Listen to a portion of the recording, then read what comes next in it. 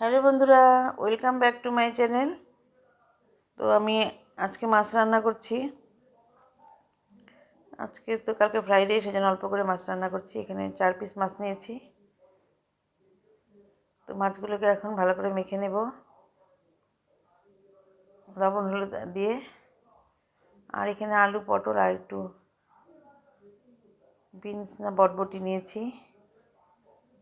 এখন এগুলোকে লবণ হলুদ দিয়ে মাখিয়ে নিচ্ছি। আর এখানে 2টো ডিম সিদ্ধ দিয়েছিলাম, তো একটা একটু ভেজে নিচ্ছি আর একটা এমনি সিদ্ধ। আর এখানে হচ্ছে মাছগুলোকে এখন ভেজে নিচ্ছি।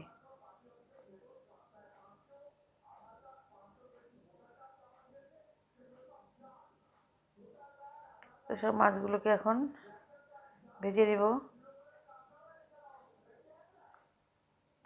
তো এখানে তো মেয়ে তো মাছ খায় না, তো ওর জন্য একটু চিকেন বানানো হয়েছে। আর এখানে আমাদের জন্য দুজনের জন্য মাছ বানিয়ে নিচ্ছি।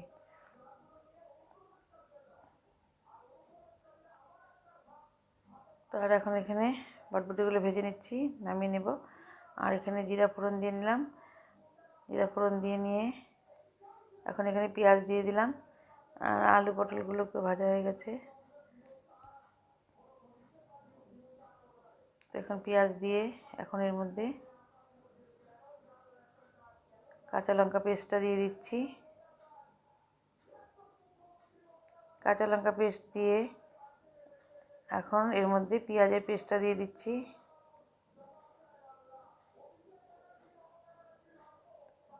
দিয়ে নিয়ে এখন এর মধ্যে একটু টমেটো পেস্টও দিয়ে দেব। দিয়ে এখন ভালো করে মিশিয়ে নেব। আর এখানে লবণ, হলুদ আর শুকনো লঙ্কা গুঁড়োটা দিয়ে দিলাম। দিয়ে ভালো করে মিশিয়ে নেব। আর এখানে জিরে গুঁড়ো আর ধনে গুঁড়োটা দিয়ে দিলাম। তো মাছে তো এগুলো সব লাগেই, তো কেউ পেঁয়াজ দেয় না, হয়তো অনেকে পেঁয়াজ দেয়। বড় মাছে অনেকেই পেঁয়াজ দেয় না, কিন্তু আমি পেঁয়াজ না দিলে ভালো লাগে না, সেজন্য আমি একটু পেঁয়াজ দিয়ে নিলাম। অনেকে তো রসুনও দেয়, কিন্তু ওটা খেতে খুব ভালো লাগে।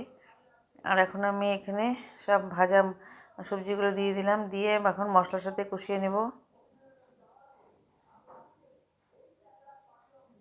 তো এইভাবে ভালো করে মিশিয়ে নিয়ে ভাজা ভাজা করে নিচ্ছি। নিয়ে এখন এর মধ্যে গরম জল দিয়ে দিলাম। গরম জলটা দিয়ে নিয়ে একটু ফুটিয়ে নিয়ে এখন এর মধ্যে মাছগুলোকে দিয়ে দিব। এখন একটু নাড়িয়ে নিচ্ছি। বেশি ঝোল দেবো না, তো অল্প ঝোলই দেবো, কারণ বেশি ঝোল দিলে আবার দুজনের তো সবজি, এই জন্য তো হালকা পাতলা করে একটু বানাচ্ছি। তো এখন এর মধ্যে মাছগুলোকে সব দিয়ে দিচ্ছি। দিয়ে কিছুক্ষণ ফুটিয়ে নেব। তো সবগুলো দিয়ে দিচ্ছি মাছগুলো।